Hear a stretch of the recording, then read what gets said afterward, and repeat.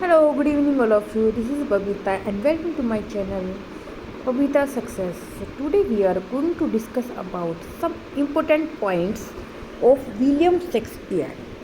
So William Shakespeare is the famous poet of Elizabethan age who has written many important works. So discuss about his work. Let's go.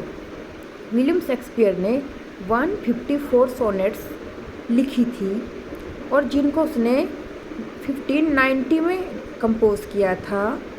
और जो ये sonnets है आपकी, ये आपकी 1609 में पब्लिश हुई थी सभी पोएम एक साथ। और इसमें किसका योगदान रहा था? थॉमस थॉर्पे का।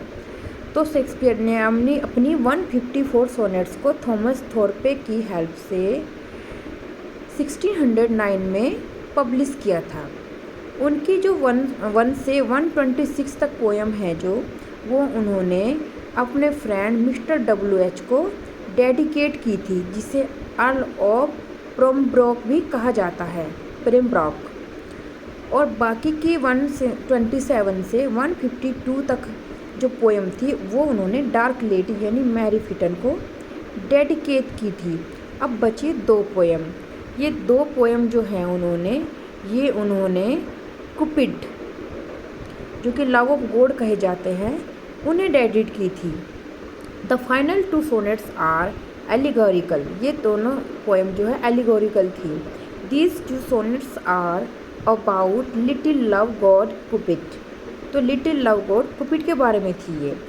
ही सोनेट्स इज डिवाइडेड इन 3 क्वार्टेन। तो उसकी सोनेट्स की पहचान है कि उनकी सोनेट्स जो 14 लाइन की होती है सोनेट, वो 14 लाइन में 3 क्वार्टेन थे। तो 3 को आप 4-4 लाइन में देखो तो 3 क्वार्टेन, 4 लाइन का 1 क्वार्टेन होता है, तो आपका बैठता है 12। और बाकी की 2 लाइन बची उसको हम वो लिखते थे कपलेट में, यानी कि उसकी सोनेट्स की शुरू की जो 4 लाइनें थी एक क्वार्टेन, फिर शुरू बाद की 4 लाइन दूसरा क्वार्टेन, फिर तीसरी 4 लाइन तीसरा क्वार्टेन, तो हो गई 12। और लास्ट की जो 2 पोएम थी वो कहलाती थी कपलेट, जो 2 लाइन की होती थी, जिसमें पोएम का पूरा सार होता था। और इनकी पोएम की राइम सीम होती थी AB AB, CD CD, EF EF, GG।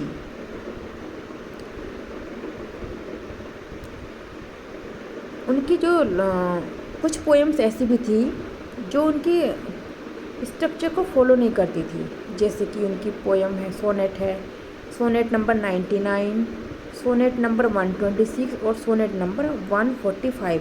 क्योंकि सोनेट नंबर 99 में 15 लाइन थी, सोनेट नंबर 126 में 12 लाइन थी, और सोनेट नंबर 145 में क्या था, इसमें आयम्बिक टेट्रामीटर में लिखा गया था, जबकि बाकी पोएम इनकी आयम्बिक पेंटामीटर ब्लैंक वर्स में लिखी गई है।